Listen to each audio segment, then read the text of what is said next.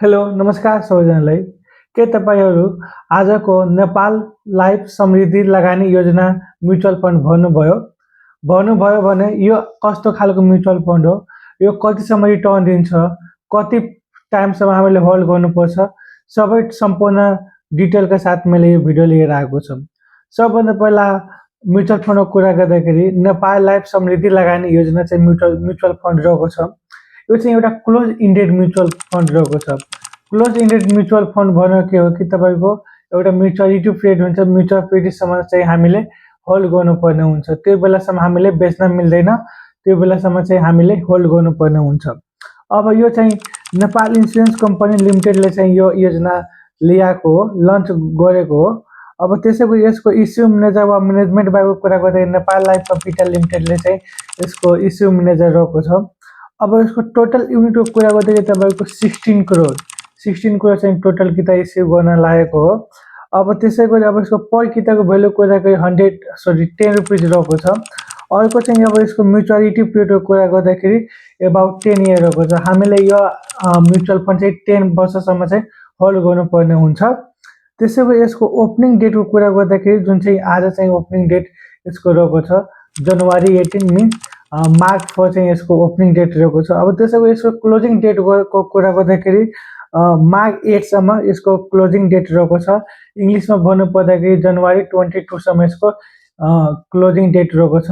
अब यो यो म्युचुअल फन्ड अब दिन जति भएन भने यो म्युचुअल फन्डको डेट पनि एक्सटेन्ड हुन सक्छ, जुन चाहिँ तपाईँको 18 मार्चसम्म चाहिँ यसको एक्सटेन्ड हुन सक्छ। अब अर्को कुरा गर्दाखेरि जस्तै यो 10 वर्षसम्म चाहिँ हामीले यो चाहिँ यसको म्युचुअल फन्डले चाहिँ होल्ड गर्नुपर्ने हुन्छ। 10 वर्षसम्म चाहिँ हामीले बेच्न मिल्दैन, त्यो चाहिँ यही अब यो लक पिरियड हुन्छ। अब 10 वर्षपछि कति रिटर्न दिन्छ, के कस्तो प्रफिट दिन्छ भन्ने कुरा पनि हामी एउटा एक्सपेक्टेड लिएर आएको छौँ। अब यसको एक्सपेक्टेड कुरा गर्दाखेरि तपाईँको मिनिमम तपाईँको एनुअलीको कुरा गर्दाखेरि 13% चाहिँ एनुअली दिन सक्ने सम्भावना देखिन्छ। त्यसै गरी 10 इयर्सको टोटल कुरा गर्दा तपाईँको 240सम्म चाहिँ 40%सम्म यसको यो रिटर्न दिने खालको म्युचुअल फन्ड देखिन्छ। अब यसको जस्तै कि 24 रुपिजको तपाईँको मानिस कि यो हामीलाई 10 वर्षपछि रिटर्न दिन सक्ने सम्भावना देखिन्छ। अब त्यसैले यसको मिनिमम एप्लाईको कुरा गर्दाखेरि मिनिमम चाहिँ हामीले 100 किता एप्लाई गर्नुपर्ने हुन्छ भने तपाईँको 100 किता एप्लाई गर्नुपर्ने हुन्छ भने तपाईँको 1000 रुपिज चाहिन्छ। अब अर्को चाहिँ म्याक्सिमम एप्लाईको लागि यसको लागि चाहिँ 16 करोडसम्म नै हामीले म्याक्सिमम एप्लाई गर्न सक्यो। हामी 16 करोडसम्म पनि एप्लाई गर्न सक्छौँ, जुन चाहिँ हामीलाई 1 अर्ब 60 करोड रुपियाँ चाहिँ हामीले चाहिन्छ यसलाई एप्लाई गर्नको लागि। यो चाहिँ यसको सम्पूर्ण डिटेल चाहिँ यो क्लोजिङ म्युचुअल फन्डको चाहिँ यो सबै सम्पूर्ण डिटेलहरू थियो।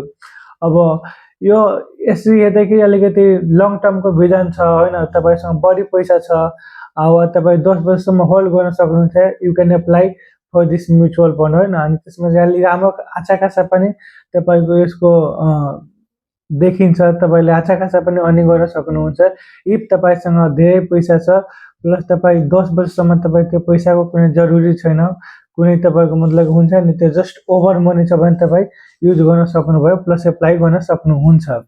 आशा छ कि भिडियो तपाईँलाई हेल्पफुल र इफेक्टिभ पनि भएको होला। Thank you for watching our video.